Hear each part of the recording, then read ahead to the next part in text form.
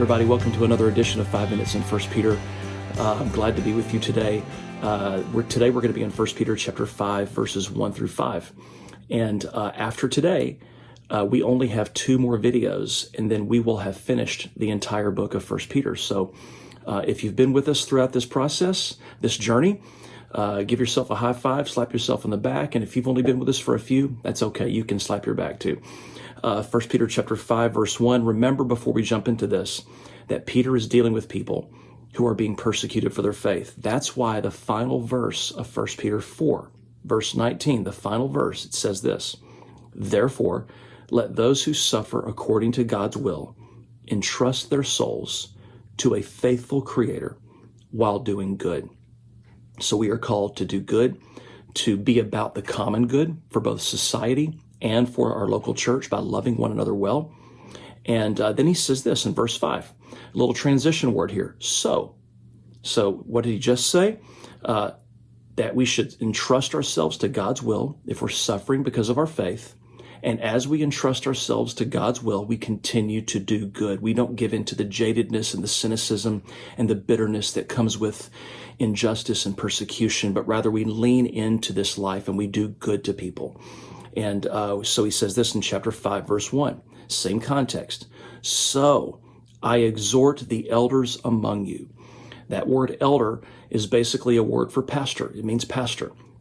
And it's a shorthand for the leaders of a church, people who have spiritual authority in a church. And he says, so I exhort those who have spiritual authority, the pastors, the elders of a church who are among you, as a fellow elder. Peter refers to himself as an elder himself, as a fellow elder and a witness of the sufferings of Christ. Now, Peter is appealing to the fact that he has seen the sufferings of Christ. Why is that relevant?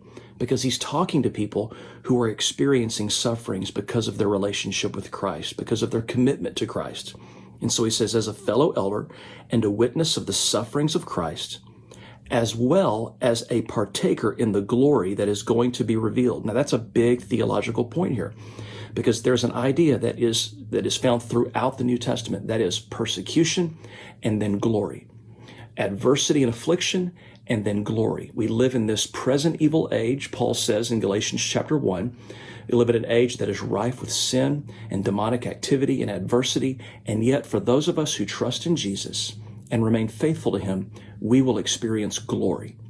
And so he says, so I exhort the fellow elders among you, the elders among you, as a fellow elder and a witness of the sufferings of Christ, as well as a partaker of the glory that is going to be revealed. Shepherd the flock of God that is among you. In other words, you elders who have spiritual oversight of the Church of Jesus Christ, keep in mind that these folks are experiencing persecution. They are struggling. They are under duress.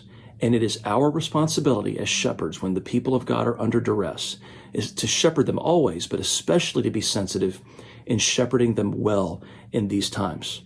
So shepherd the flock of God that is among you, exercising oversight, practice oversight, move toward the people of God and shepherd them well. Not under compulsion, not because you have to or because for any other or out of obligation, but because of another motive, but willingly, he says, willingly, as God would have you to willingly shepherd God's people, not for shameful gain, but eagerly. Do it eagerly, not for anything that you can get out of it as a shepherd, as a pastor, as a leader, not domineering over those in your charge, but being examples to the flock. Examples in what regard? In the same way that Peter led off with saying, I'm a witness of the sufferings of Christ and a partaker of his glory, so should also elders or pastors in a church be an example in how they navigate sufferings so they can be sort of a signpost for the people of God and give them hope that as you endure, there is glory that is to come for you as you trust in Jesus. Not domineering over those in your charge, but being examples to the flock. And when the chief shepherd or the chief elder, so to speak, appears, that's Jesus, the chief shepherd, you will receive the unfading crown of glory. Likewise, you who are younger, be subject to the elders. Clothe yourselves, all of you, with humility toward one another. For God opposes the proud, but gives grace to the humble. And so he speaks here specifically to the younger. And we don't know exactly what that means, but probably who he has in mind are those who are younger in the faith, maybe even biologically younger.